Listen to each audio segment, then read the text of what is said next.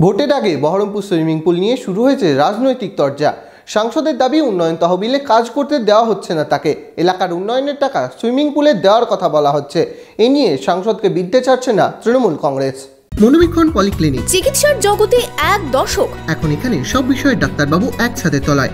Phone করুন 7477799515 এই নম্বরে। বহরমপুরের অন্যতম প্রাচীন সুইমিং পুল, তবে দীর্ঘদিন হয়নি সংস্কার, ধুঁকছে সাঁতার, নেই আধুনিকতার ছাপও। বহরমপুর রবীন্দ্র সদনের উল্টো দিকে জেলা সন্তরণ ক্রীড়া সংস্থার অধীনে এই সুইমিং পুলে ঘুরপাক খাচ্ছে বহরমপুরের রাজনীতি। 1973 সালের 24শে ফেব্রুয়ারি বহরমপুর রবীন্দ্র সদনের সামনে সুইমিং পুলের শিলান্যাস করেন তৎকালীন মুখ্যমন্ত্রী সিদ্ধার্থ শঙ্কর রায়।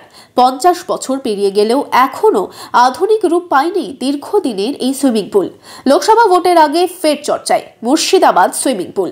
এই জেলার সন্তরণ ক্রীড়া সংস্থায় বিশ্বের দীর্ঘতম সাঁতার প্রতিযোগিতা করে থাকে ভাগীরথীর বুকে। 81 কিলোমিটার এই প্রতিযোগিতায় প্রতি বছরই বহু বিদেশি সাঁতারু অংশ নেন। তবে খোদ এই সংস্থার সুইমিং পুলেরই বেহাল দশা। মুর্শিদাবাদ সুইমিং অ্যাসোসিয়েশনের সভাপতি পদে আছেন জেলা শাসক। 2019 সালে তৎকালীন জেলা শাসক পি উলগানাথন সভাপতি থাকাকালীন সুইমিং পুলের রক্ষণাবেক্ষণে উদ্যোগ নেন। বছর তিনেক আগে রাজ্যের ক্রীড়া ও যুব কল্যাণ দপ্তরের তরফ থেকে 3,70,00,000 টাকারও একটি ফান্ড আসে, কিন্তু আজ পর্যন্ত সেই অর্থে কাজ শুরু করা যায়নি।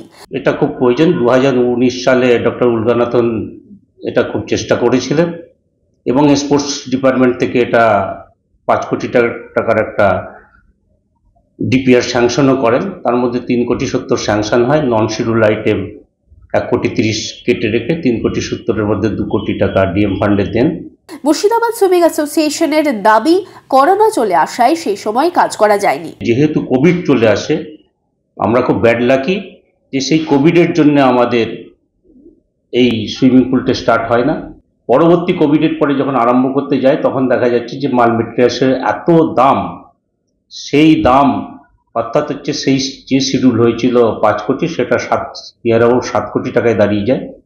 অর্থাৎ 2023-এর সেপ্টেম্বর মাসে যখন লং সুইমিং চলছে সেই টাইমে পরিবহন মন্ত্রী যখন আসেন, এখানকার এই অবস্থা থেকে উনি জেলা শাসককে বলেন যেটা যে করে হোক করতে হবে। 2022-এর 7 এপ্রিল এই সুইমিং পুলের মুর্শিদাবাদ সুইমিং অ্যাসোসিয়েশনের প্ল্যাটিনাম জুবিলিতে এসে নতুন ভবনের উদ্বোধন করলেন রাজ্যের পুর ও নগর উন্নয়ন মন্ত্রী তথা কলকাতা পৌরসভার মেয়র ফিরহাদ হাকিম। সেদিন তিনিও জানান আধুনিক হবে এই সুইমিং পুল। আশ্বাস দিচ্ছি খুব শিগগিরই এটা হয়ে যাবে এবং কলকাতার মতন এখান থেকে বিশ্বমানের সাঁতারুরা আপনার বাচ্চারা হবে। তখন আবার আমি আসবো দেখতে আপনারা কিভাবে আপনাদের বাচ্চাদের নিয়ে ওই সাঁতারের জায়গায় থেকে এখানে আমাদের সাহায্য করে। নতুন বছরে জেলা প্রশাসন এই পুলটি তৈরি করতে তৎপর হয়েছে। বাঁধ সেধেছে বাজেট, আর যে বাজেট ঘিরে শুরু তরজা। এই ঘটনার সামনে এনেছে বহরমপুরের সাংসদ অধীর রঞ্জন চৌধুরী। বহরমপুরের সাংসদ অধীর চৌধুরীর অভিযোগ, তাকে উন্নয়নমূলক কাজ করতে দেওয়া হচ্ছে না।